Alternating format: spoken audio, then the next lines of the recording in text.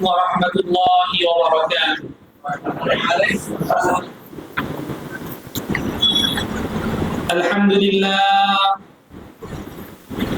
الحمد لله نحمده ونستعينه ونستغفره ونؤمن به ونتوكل عليه ونعوذ بالله من شرور أنفسنا ومن سيئات أعمالنا من يهده الله فلا مضل له ومن يضلله فلا هادي له ونشهد أن لا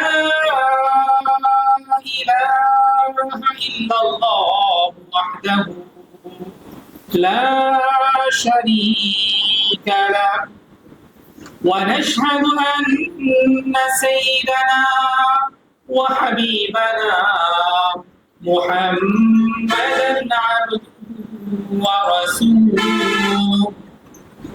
আমরা সবাই পড়ি اللهم صل على محمد وعلى آل محمد كما صليت على إبراهيم وعلى آل إبراهيم إنك حميد مجيد اللهم بارك على محمد وعلى آل محمد كما باركت على إبراهيم وعلى آل إبراهيم إنك حميد مجيد قال الله سبحانه وتعالى في القرآن الكريم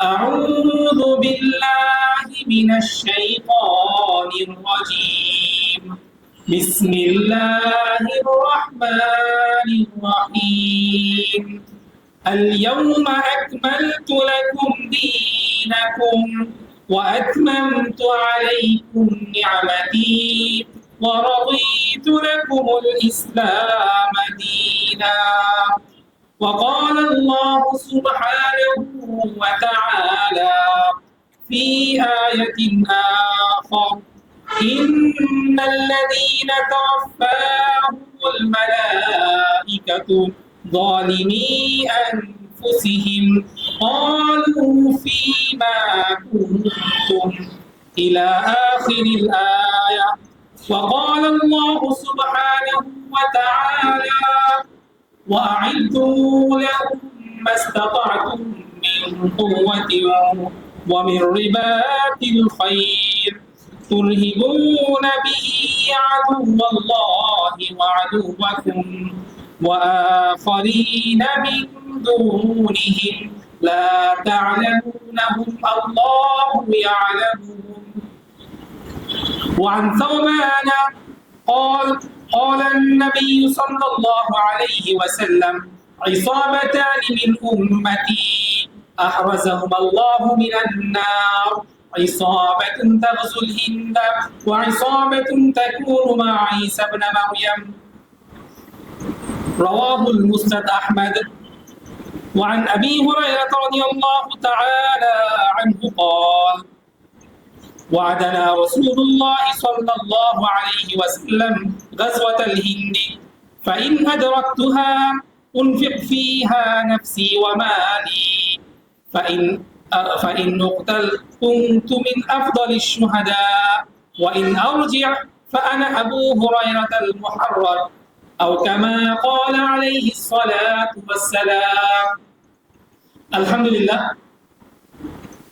সময় খুবই কম তারপরেও আমরা কয়েকটি আয়াত এবং হাদিস আমরা এখানে পড়ে শোনালাম এবং প্রিয় নবী সাল্লাল্লাহু আলাইহি ওয়াসাল্লামের দুরূদ শরীফ পড়লাম যাতে করে আমাদের এই কথা যেগুলো আমরা বলবো এই কথাগুলো যেন আল্লাহ সুবহানাহু ওয়া তাআলা তার খাস রহমত এবং বরকত নাযিল করে দেন ঠিক কিনা আমরা যে কোনো কাজ করব কাজের সময় আমরা যত বেশি সম্ভব দুরূদ শরীফ পড়ব ইনশাআল্লাহ রাজি আছি ইনশাআল্লাহ আমাদের সবগুলো কাজেই আল্লাহ সুবহানাহু ওয়া তাআলা তাহলে বরকত ঢেলে দিবেন ইনশাআল্লাহ তো আজকে যে গুরুত্বপূর্ণ বিষয়ে কিছু সংক্ষেপে কথা বলবো ইনশাআল্লাহ, সেই বিষয়টি হচ্ছে ফিলিস্তিন এবং ইন্ডিয়াতে, ভারত এবং ফিলিস্তিনে যে মুসলিম নির্যাতন চলছে এবং আমাদের যে অবস্থা, এটা আমাদের করণীয় সম্পর্কে কিছু কথা বলার চেষ্টা করবো ইনশাআল্লাহ।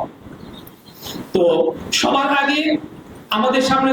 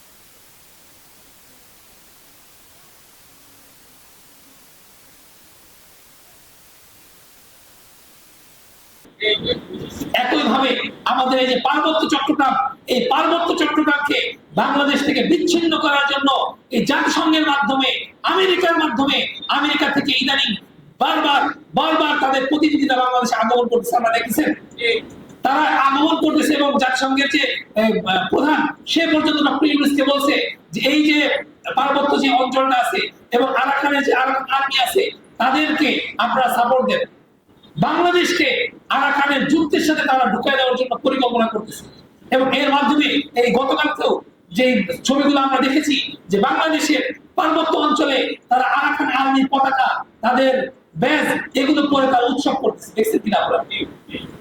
আপনার দেশের মধ্যে, আপনার ভূমির মধ্যে আপনার শত্রুরা এসে বসে পড়েছে, তারা সেখানে উৎসব করতেছে, তাদেরকে কোন মিডিয়া, কোন প্রধান, কোন ডেইলি স্টার তাদেরকে জঙ্গি বলে নিউজ করেনি এখন পর্যন্ত। আমার ভাইরা কোন অবস্থায় আছি? উল্টা কি হলো, লাস্ট আমরা যে জিনিসটা দেখলাম, আমাদের সরকার প্রধান ডক্টর ইউনূস সাহেবের কাছে এই শাহবাগী নাস্তিক মহিলাগুলো তারা নারী সংস্কার নামে কমিশন করে সেখানে তারা প্রতিবেদন দিয়েছে, ঠিক কিনা? তারা সেই প্রতিবেদনে উল্লেখ করেছে যে ধর্মে নারীদেরকে নাকি বৈষম্য করা হয়েছে, মানে নাউজুবিল্লাহ। ইসলাম ধর্ম নাকি মেয়েদেরকে হক দেয় নাই, এখন মেয়েদেরকে সমান অধিকার দিতে হবে সম্পদে, মেয়েদেরকে অশ্লীলতার সুযোগ দিতে হবে, সমাজে যে সকল অধিকার আছে, বেশ্যা আছে তাদেরকে শ্রমিক হিসাবে স্বীকৃতি দিতে হবে, আমাদের নাউজুবিল্লাহ। চক্রান্ত ষড়যন্ত্র কতদূর পর্যন্ত তারা নিয়ে গিয়েছে। আমরা এই সরকারের বিপরীতে কোন আন্দোলন করতে চাচ্ছিলাম না, কিন্তু ডক্টর ইউনূস সাহেব তিনি যদি জেনে বুঝে এই পাশ্চাত্যের এজেন্ডাগুলোকে এই দেশে ঢুকানোর চেষ্টা করেন, আপনার পরিষ্কার জেনে রাখতে হবে আপনি ফেল করবেন, আপনি ফেল করবেন, আপনি ফেল করবেন। এই দেশ এবং তার জনগণ আপনাকে সম্মান দিয়েছে, সেই সম্মান আপনার বজায় রাখতে হবে। এই সকল বিচ্ছিন্ন কতগুলো নিকৃষ্ট পতিতা এগুলো যেগুলো আপনার কাছে একটা কি সংস্কার নারীদের নিয়ে তার সংস্কার কমিশন বানিয়ে তারা একটা নিজেদের আমেরিকা এবং পাশ্চাত্যের তৈরি করা একটা সংস্কার তারা তার প্রধান উপদেষ্টার কাছে তুলে দিয়েছে।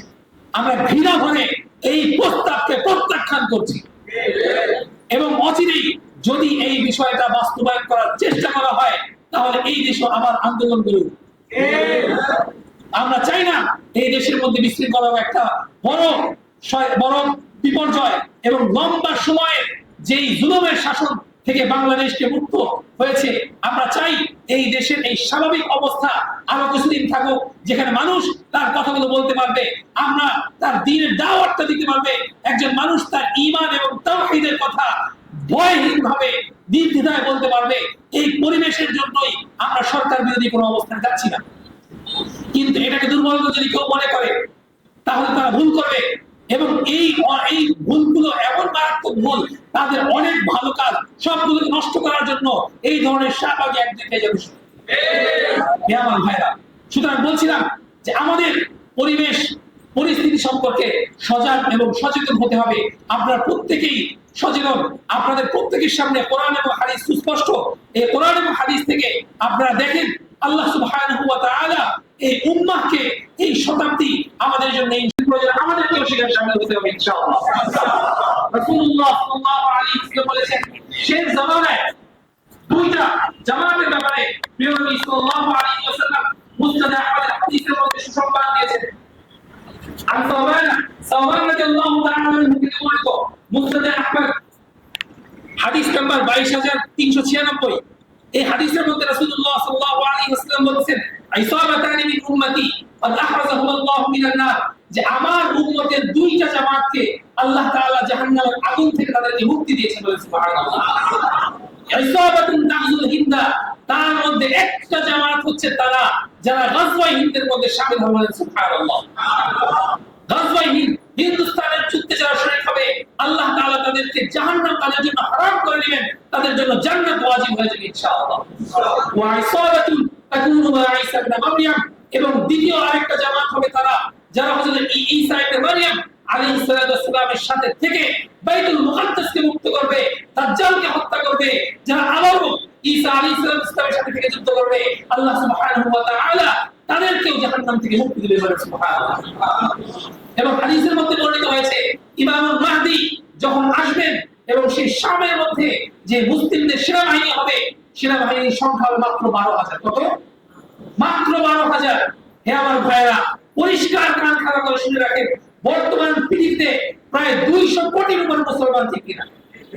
200 কোটি থেকে মাত্র 12,000 পিওর একেবারে এ ক্লাসের মুমিন সেদিন সেই বাইতুল মুকাদ্দাস এবং শাম অঞ্চলে থাকবে। বলেন সুবহানাল্লাহ। আমরা আশাবাদী ইনশাআল্লাহ, আল্লাহ যদি চান এখান থেকেও কেউ না কেউ শিয়ার শরীফ হবে ইনশাআল্লাহ। রাজি আছেন ইনশাআল্লাহ? আমাদের বাংলাদেশ থেকে ইনশাআল্লাহ আমরা চাই সেই ইমামুল মাহদির কাফেলায় ইনশাআল্লাহ আমাদের এই মুওয়াহিদ, এই তাওহীদের একনিষ্ঠ ভাইদের একটা উল্লেখযোগ্য অংশ ইনশাআল্লাহ সেখানে থাকবে।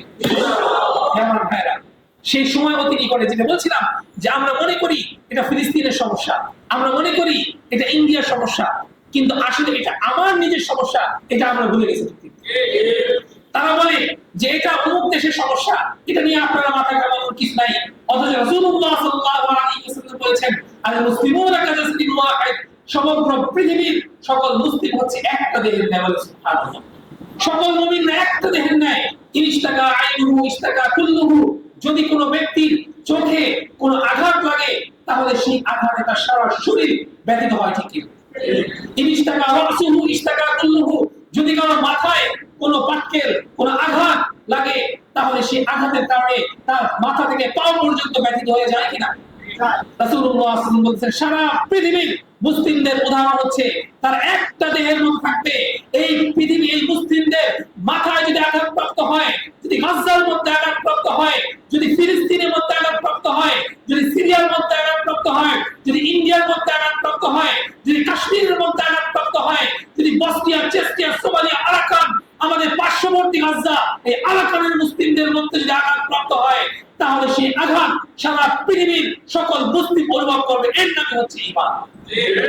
আমার ভাইরা, কিন্তু আজকে আমরা হয়ে গেছি ঈমান শূন্য, আমরা হয়ে গেছি নির্জীব।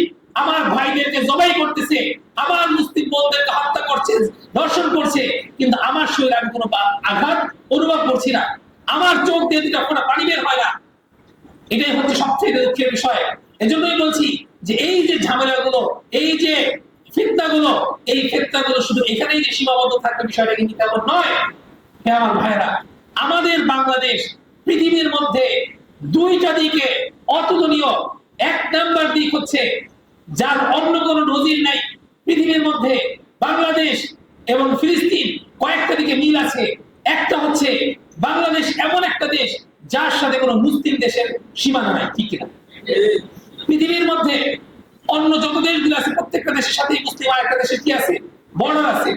কিন্তু বাংলাদেশ এমন একটা দেশ যার সাথে অন্য কোনো মুসলিম দেশে কি কোনো বর্ডার নাই।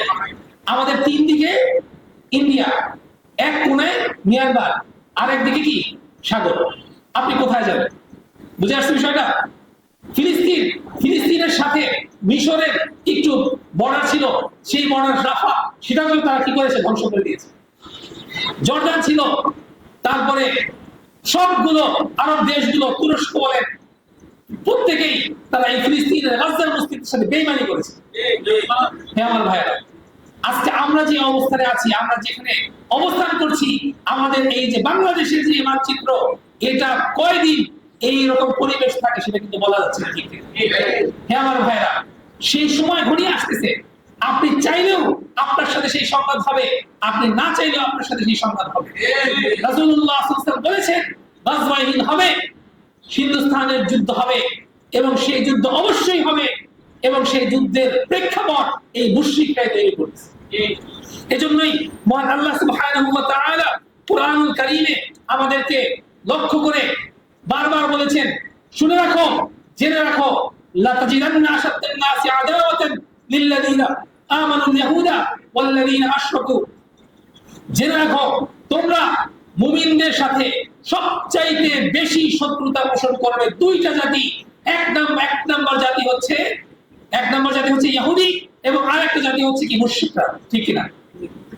লিল্লাযীনা আমানুল ইয়াহুদা ওয়াল্লাযীনা আশরাকু, এই ইহুদিরা তারা বাইতুল মুকাদ্দাস সেই ফিলিস্তিনের মধ্যে মুসলিমদেরকে হত্যা করছে, আর মুশরিকরা তারা আমাদের পার্শ্ববর্তী এই ইন্ডিয়ার মধ্যে বসে সেখানে মুসলিমদেরকে হত্যা করছে, ঠিক কিনা আমার ভাইরা? এবং এই যে বর্ডার, তারা যে কোনো সময় এই বর্ডার পার হয়ে এই দেশে এসে হামলা করার জন্য তারা প্রস্তুতি নিচ্ছে, ঠিক কিনা? তারা প্রত্যেকে ঘরে ঘরে তারা দাও, কুড়াল, বিশাল লম্বা লম্বা তলোয়ার তারা এগুলো বিতরণ করছে, এগুলো দিয়ে মিছিল করতেছে, ঠিক কিনা? আমাদের দেশেও পাবনাতে সম্ভবত কয়েকদিন আগে তারা পূজার মধ্যে বিশাল বিশাল রাম দাঁড়িয়ে তারা জঙ্গি মিছিল করলো। তাদেরকে কোনো পত্রিকা কিন্তু জঙ্গি বলে না, কোন পত্রিকা, কোন মিডিয়া যে এখানে হিন্দুরা কেন জঙ্গি বা এরকম অস্ত্র নিয়ে মিছিল করতেছে এটা কিন্তু কেউ বলছে না। কিন্তু আপনি আমি কালিমার একটা পতাকা একটা যদি কেউ উড্ডীন করে সাদা কালো, তাকে জঙ্গি বলে সবাই ডাক দেওয়া শুরু করে, ঠিক কিনা? এবং এই কাজের মধ্যে দুঃখজনক বিষয় হচ্ছে আমাদের মতো না, আমাদের মতো কিছু মুসলিমরা, আমাদের মতো কিছু ইসলামিক দল, কিছু মুসলিম ভাই তারাই সবার আগে এগিয়ে আসে, ঠিক কিনা? সরকারের সেনাবাহিনী পর্যন্ত বলতেছে সাদা পতাকা নিয়ে আমাদের কোনো আপত্তি নাই, আমরা শুধু কালো পতাকাটা রাখি। আর তার চাইতে 3 দিকে বেড়ে এমন কিছু মুরতাদ তৈরি হয়েছে যারা সাদা পতাকাগুলো মুসলিমদের কপাল থেকে খুলে ফেলছিল, ঠিক আমার ভাইরা। এজন্যই বলেছি আমরা এমন একটা সময় আছি, এমন একটা সমাজে আছি যেখানে ফিতনা, যেখানে মুরতাদ, যেখানে ইরতিদাদ, যেখানে মুমিন আর মুনাফিক এবং কুফর একেবারে গালে চালে মিলে খিচুড়ি হয়ে গেছে। আমার ভাইরা, এই অবস্থা থেকে আমাদের উত্তীর্ণ হতে হবে, আমাদের ঈমানকে পরিপূর্ণ করতে হবে, দ্বীনের বিষয়গুলোকে আমাদের বুঝতে হবে। আল্লাহ সুবহানাহু ওয়া তাআলা এজন্যই আমাদেরকে তিনি বারবার বলেছেন সূরা মাইদার মধ্যে, আল্লাহ সুবহানাহু ওয়া তাআলা আমাদেরকে লক্ষ্য করে বলেছেন, ইয়া আইয়ুহাল্লাযীনা আমানু লা তাত্তাখিযুল ইয়াহুদা ওয়ান নাসারা আউলিয়া বা'দুহুম আউলিয়া বা'দ ওয়া মান ইয়াতাওয়াল্লাহুম মিনকুম ফাইন্নাহু মিনহুম ইন্নাল্লাহা লা ইয়াহদিল কওমাস যালিমিন। জেনে রাখো হে ঈমানদারগণ, তোমরা ইহুদিদেরকে, তোমরা নাসারাদেরকে তোমাদের অন্তরঙ্গ বন্ধুরূপে গ্রহণ করো না, এবং বা'দুহুম আউলিয়া বা'দ, মুসলিমদের বিপরীতে একজন কাফির আরেকজন কাফিরের বন্ধু, একজন কাফির আরেকজন কাফিরের সহযোগী। জেনে রাখো ওয়া মান ইয়াতাওয়াল্লাহুম মিনকুম, যদি কেউ কোন কাফিরকে মনে প্রাণে বন্ধু রূপে গ্রহণ করে তাহলে সেও কাফিরদের অন্তর্ভুক্ত বলে গণ্য হবে। রাসূলুল্লাহ সাল্লাল্লাহু আলাইহি ওয়াসাল্লাম তার হাদিসের মধ্যে বলেছেন, মান তাশাব্বাহা বিকওমিন ফাহুয়া মিনহুম। জেনে রাখো যেই ব্যক্তি, যেই জাতি এবং যেই কওমের সাদৃশ্য গ্রহণ করবে সে ওই জাতির, ওই কাফেরদের দলভুক্ত বলেই গণ্য হবে, বলে নাউযুবিল্লাহ। হে আমার ভাইরা, পরিষ্কারভাবে কুফরের সাথে পরিষ্কারভাবে আমাদের পার্থক্য ঘোষণা করতে হবে, এবং কাফির মুশরিকদের সাথে একজন মুমিন কখনো মিলে ঝুলে থাকতে পারে না। এই যে আমাদের পহেলা বৈশাখের নামে এর আগের বছরগুলোতে তাও এটাকে শিরিক বলে মানুষ গ্রহণ করতে, ঠিক কিনা? বলতো শিরিক, এটা করা যাবে না। এই বছর এসে অনেক মুসলিমও দেখা গেল সে এই পহেলা বৈশাখের এই সকল হিন্দুয়ানি সংস্কৃতি এইগুলো নিয়ে নেমে পড়েছে, বলে নাউযুবিল্লাহ। কতটা ভয়ঙ্কর সময়ে আমরা অবস্থান করতেছি আমার ভাইরা। যেটি বলছিলাম, এই যে বাংলাদেশ, বাংলাদেশের সাথে কোন মুসলিম দেশের বর্ডার নাই, আবার আরেকটা দিকে বাংলাদেশের এমন একটা বৈশিষ্ট্য আছে যেটা অনেক দেশের নাই, সেটা হচ্ছে বাংলাদেশের জমিনটা আল্লাহ সুবহানাহু ওয়া তাআলা নদীমাতৃক জমিন হওয়ার কারণে এটাকে এতটাই উর্বর করে দিয়েছেন যেখানে আপনি জানালা দিয়ে বিচি ফেললেও পরের বছর সেখান থেকে গাছ হয়ে যায়, শস্যদানা হয়ে যায়। পৃথিবীর অনেক এলাকা মরুভূমি, অনেক এলাকা জঙ্গল, যেখানে মানুষ বসবাস করার জন্য শস্যদানা ফলানো যায় না, অনেক কষ্ট হয়, কিন্তু আল্লাহ সুবহানাহু ওয়া তাআলা আমাদেরকে নদীমাতৃক একটা দেশ দিয়েছেন, মানে সুবহানাল্লাহ। এবং আমাদেরকে আরেকটা গুরুত্বপূর্ণ নিয়ামত দান করেছেন, আমরা বাংলাদেশের প্রায় 90% মতো মুসলিম, ঠিক কিনা? এত বিশাল একটা জনশক্তি মুসলিম, এটাও পৃথিবীর অন্যান্য দেশগুলোর মধ্যে খুঁজে পাওয়া যায় না, ঠিক কিনা? হে আমার ভাইরা, আমাদের জন্য এখন করণীয় কি? আমাদের জন্য এখন করণীয় হচ্ছে আমাদের মুসলিমদের এই ইউনিটিটাকে তৈরি করতে হবে, ঠিক কিনা? আজকে আমরা সারা পৃথিবীর মধ্যে ফিলিস্তিনের মধ্যে যে অবস্থা দেখছি, আজকে এই অনুষ্ঠান ফিলিস্তিন নিয়ে আলোচনা, ইন্ডিয়া নিয়ে আলোচনা, এই আলোচনাতে আল্লাহ যদি কবুল করেন তাহলে আমাদের ফায়দা হবে তাদের, কিন্তু এই আলোচনা সবার আগে এই আলোচনাগুলো আমাদের জন্য উপকারী হবে যদি আমরা আমল করি, ঠিক কিনা? এই আলোচনা থেকে আমাদের শিক্ষা গ্রহণ করতে হবে। হে আমার ভাইরা, আপনারা শিক্ষিত, আপনারা বুঝেন আপনাদেরকে আল্লাহ তাআলা বিবেক বুদ্ধি দিয়েছেন এবং আপনাদের সামনে দুইটা পথই খুলে দিয়েছেন। ওয়াহাদাইনাহুম নাজদাইন, আমি তাদের সামনে সত্য এবং মিথ্যা দুইটা পথই আমি খুলে দিয়েছি। আপনারা চাইলে আপনাদের এই সময়টা লাইফটা আপনি দুনিয়ার পিছু ব্যয় করতে পারেন, আপনি চাইলে আপনার এই লাইফটাকে আপনি আখিরাতের জন্য সঞ্চয় করতে পারেন। ঠিক আছে হে আমার ভাইরা, আল্লাহ সুবহানাহু ওয়া তাআলা আপনাদের যাদেরকে সম্পদ দিয়েছে, আপনাদের যাদেরকে মেধা দিয়েছে, আপনারা বুঝতেছেন আপনার পার্শ্ববর্তী দেশ ইন্ডিয়া যে কোনো সময় হামলা করার জন্য প্রস্তুতি নিচ্ছে, ঠিক কিনা?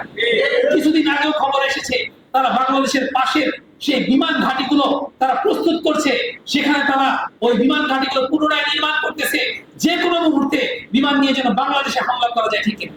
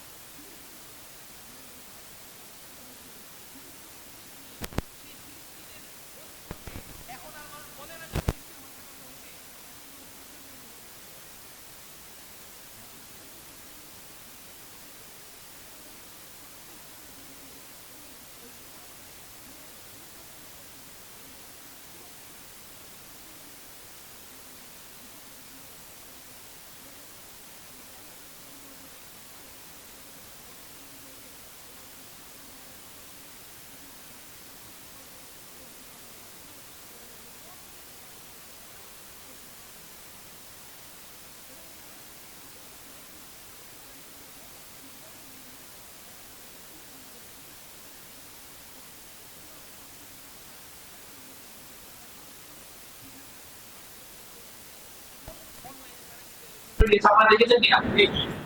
এটা তাদের পরিকল্পনা এবং তারা তাদের পরিকল্পনার মধ্যে হাঁটতেছে, কিন্তু পরিষ্কার ওয়ামাকারু ওয়ামাকারাল্লাহ ওয়াল্লাহু খায়রুল মাকিরিন।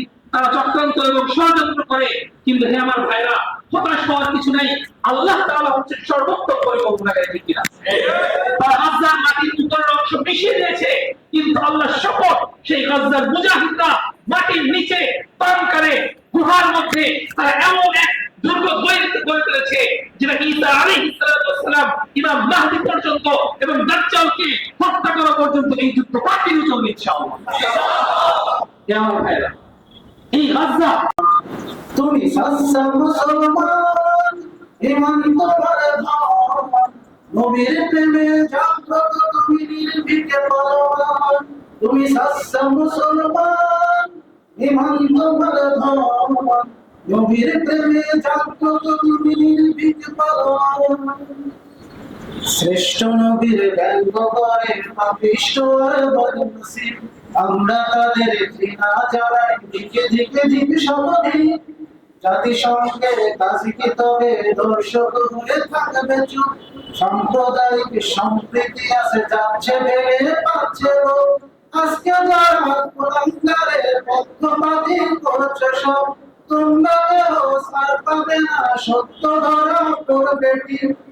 বয়কট হবে, বিকৃত হবে বিশ্ব জুড়ে, মিথ্যা করাবে জাগতে মুসলমান, জাগলে মুসলমান। তুমি সচ্চা মুসলমান, ইমান তোমার ধন, নবীর প্রেমে জাগ্রত তুমি নির্ভীক পালন। তুমি সচ্চা মুসলমান, ইমান তোমার ধন, নবীর প্রেমে জাগ্রত তুমি নির্ভীক পালন।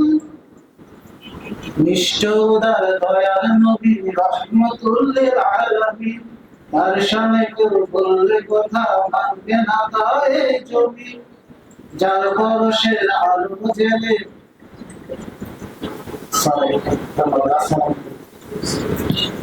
রাসূল মক্কার সাথে মুশরিকদের সাথে আপোষ করেন নাই, তাদের সংসদে বসেন নাই, তাদের পার্লামেন্টে যান নাই। রাসূলুল্লাহ সাল্লাল্লাহু আলাইহি ওয়াসাল্লাম এই দ্বীনকে বিজয় করার জন্য একই সাথে দাওয়াত দিয়েছেন, একই সাথে ওয়াইদুলাহুম মাস্তাতাতুম মিন কুওয়া, এরপরও আমল করেছেন। ঠিক কি? সাহাবায়ে কেরাম নির্যাতিত হচ্ছেন, রাসূলকে বলছেন ইয়া রাসূলুল্লাহ আর কত নির্যাতিত হব? রাসূল বলেন তোমরা সবর করো, তোমরা ধৈর্য ধারণ করো, আল্লাহ তাআলা তোমাদের জন্য আয়াত নাযিল করবেন। ঠিক কি না? মদিনায় আসলেন, মদিনায় আসার পরে আল্লাহ সুবহানাহু ওয়া তাআলা ইতালে আয়াত নাযিল করলেন, উযিনা লিল্লাযীনা ইউকাতালুনা বিআন্নাহুম যুলিমু ওয়া ইন্নাল্লাহা আলা নাসরিহিম লাকাদির। আল্লাহ সুবহানাহু ওয়া তাআলা মাজলুম মুসলিমদেরকে ইতালের অনুমতি দিলেন এবং তাদেরকে সাহায্য করার জন্য আল্লাহই যথেষ্ট। রাসূলুল্লাহ সাল্লাল্লাহু আলাইহি ওয়াসাল্লাম এরপরে অগ্রসর হলেন। ঠিক কিনা? ইতালের প্রস্তুতি নিতে হবে, একই ভাবে তাওহীদের দাওয়াত দিতে হবে। আমাদের কাজ সুস্পষ্ট, কোন গোপন এজেন্ডা নাই। আমাদের দাওয়াত পরিষ্কার, ইসলামের দাওয়াত, তাওহীদের দাওয়াত, একেবারে বিশুদ্ধ তাওহীদ, যে তাওহীদের সাথে কোন তন্ত্রমন্ত্র, গণতন্ত্র, শিরকিতন্ত্র, কোন স্বৈরতন্ত্র, কোন সমাজতন্ত্র, অন্য কোন মানব রচিত তন্ত্রমন্ত্রের কোন ধরনের সম্পর্ক থাকবে না। একেবারে নির্ভেজাল আল্লাহ এবং তার রাসূলের যে দাওয়াত, সেই দাওয়াতই হচ্ছে আমাদের পদ্ধতি। এবং এই দাওয়াত দিতে হবে এবং আল্লাহর পথে কিতালের জন্য আমাদেরকে প্রস্তুতি রাখতে হবে। ঠিক কারণ আপনার আমার প্রতিবেশী, যেটা বলেছি, যে কোন সময় যদি মুশরিকরা হামলা করে তাদেরকে প্রতিহত করার জন্য কিতালের ময়দানে প্রথম লাইনে আপনাকে আমাকেই তো আসতে হবে। ঠিক প্রত্যেকটা মুমিনকে তার ফিটনেস রেডি রাখতে হবে, প্রত্যেকটা মুমিনকে তার স্বাস্থ্য রেডি রাখতে হবে। রাসূলুল্লাহ সাল্লাল্লাহু আলাইহি ওয়াসাল্লাম বিশাল বড় পেটের অধিকারী ছিলেন না, রাসূলুল্লাহ সুঠাম দেহের অধিকারী ছিলেন। প্রত্যেকটা মুমিনের দায়িত্ব এবং কর্তব্য হচ্ছে তার শারীরিক ফিটনেসটাকে ঠিক রাখা। ঠিক না আমার ভাইরা? নিজেদেরকে বুদ্ধিভিত্তিক ভাবে ফিট করতে হবে, শারীরিক ভাবে ফিট করতে হবে, আদর্শিক ভাবে ফিট করতে হবে, চিন্তাগত ভাবেও সকল তন্ত্রমন্ত্রের বেড়াজাল ছিন্ন করে ইসলামের তাওহীদের দাওয়াত পরিষ্কার ভাবে আমাদের মধ্যে আত্মস্থ করতে হবে। আল্লাহ সুবহানাহু ওয়া তাআলা আপনাদেরকে যে নিয়ামত দিয়েছেন, এত সুন্দর মাদ্রাসা ব্যবস্থা দিয়েছেন, আপনারা এটার কদর করুন। আপনি এই মাদ্রাসা, এই প্রতিষ্ঠানের সাথে সম্পৃক্ত হয়ে এই পুরো এলাকার মধ্যে ব্যাপকভাবে দ্বীনের দাওয়াতের কাজ করব ইনশাআল্লাহ। আমরা যদি এই সময়ে ব্যাপকভাবে দ্বীনের দাওয়াতের কাজ না করি তাহলে আমরা ক্ষতিগ্রস্ত হবো, ঠিক কিনা? আল্লাহ তাআলা কোরআনুল কারীমে বলে দিয়েছেন, তোমরা যদি এই দ্বীনের দাওয়াতের কাজ বাদ দিয়ে দাও, ওয়াস্তাবদিল কওমান গায়রাকুম, আল্লাহ প্রয়োজনে অন্য একটা জাতিকে পরিবর্তন করে দিবেন, ঠিক কিনা? আজকে দুঃখের সাথে বলতে হচ্ছে এখানে ওলামায়ে কেরাম আছেন, কিন্তু ওলামায়ে কেরামদের মধ্যে একটা সময় আমরা যে আগ্রহ দেখেছি, যে উদ্দীপনা দেখেছি, আজকে আমরা ওলামায়ে কেরামদের অনেক পিছনে দেখতেছি, ঠিক কিনা? ওলামায়ে কেরাম যখন কিতাবের কথা, ইসলামের কথা, তাওহীদের কথা এগুলো বলতে গিয়ে আপোষ করা শুরু করেছেন। একটু বলবো, কিছু না বললে কি হয়? আল্লাহ সুবহানাহু ওয়া তাআলা স্কুল, কলেজ, ইউনিভার্সিটি, গার্মেন্টস, শিক্ষা প্রতিষ্ঠান, প্রত্যেকটা ব্যবসা প্রতিষ্ঠানের জেনারেল শিক্ষিত ভাইদের মধ্যে দ্বীনের ভালোবাসা তাদের হৃদয়ের মধ্যে ঢুকে দিয়েছেন।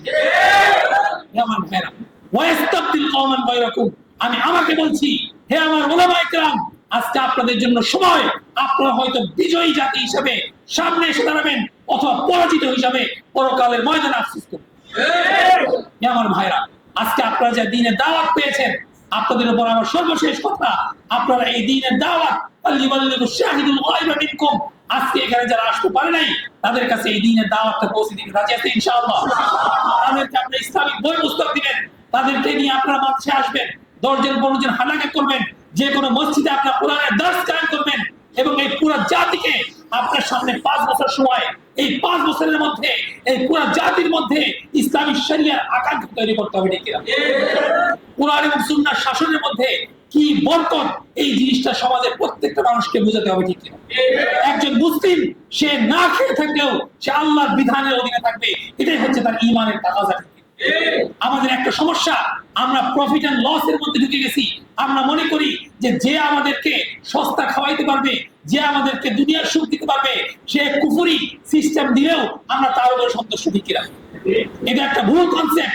ইসলামের কনসেপ্ট হচ্ছে মুসলিমরা তাওহীদের উপর অটল এবং অবিচল থাকবে, মুসলিমরা আল্লাহর বিধান দ্বারা শাসিত হবে, আল্লাহর বিধানের কারণে তাদের উপর বরকত আসবে। যদি কখন তাদের জন্য পরীক্ষা আসে, দুর্ভিক্ষ আসে, তারপরেও তারা আল্লাহর বিধান থেকে দূর সরবে, ঠিক কিনা? আমার ভাইরা, এজন্য ঈমানকে পরিপূর্ণ খালিস করতে হবে। আখলিস দীনাকা ইয়াকফিকাল আমালুল কলিল, তুমি তোমার নিয়তকে খালিস করে নাও, তুমি তোমার মস্তিষ্ককে খালিস করে নাও, বিশুদ্ধ তাওহীদ গ্রহণ করো এবং দ্বীনের দাওয়াত গ্রহণ করো এবং দ্বীনের জন্য প্রস্তুতি নাও। আল্লাহ সুবহানাহু ওয়া তাআলা যেভাবে সালাউদ্দিন আইয়ুবী রাহমাতুল্লাহি আলাইহিকে বিজয় দিয়েছিলেন, যেভাবে মুসলিমদেরকে বিজয় দিয়েছেন, যেভাবে মুহাম্মদ ইবনে কাসিমকে বিজয় দিয়েছেন, যেভাবে সুলতান মুহাম্মদ আল ফাতিহকে বিজয় দিয়েছেন, তেমনি ভাবে আল্লাহ সুবহানাহু ওয়া তাআলা অচিরেই এই ভূমির মধ্যেও মুমিনদেরকে আবার বিজয় দিবেন ইনশাআল্লাহ।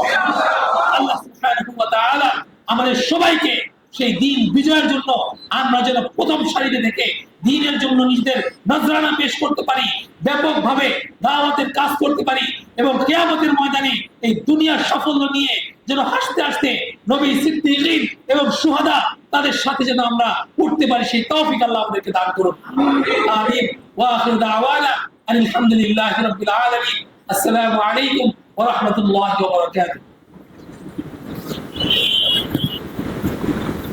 Katakanlah,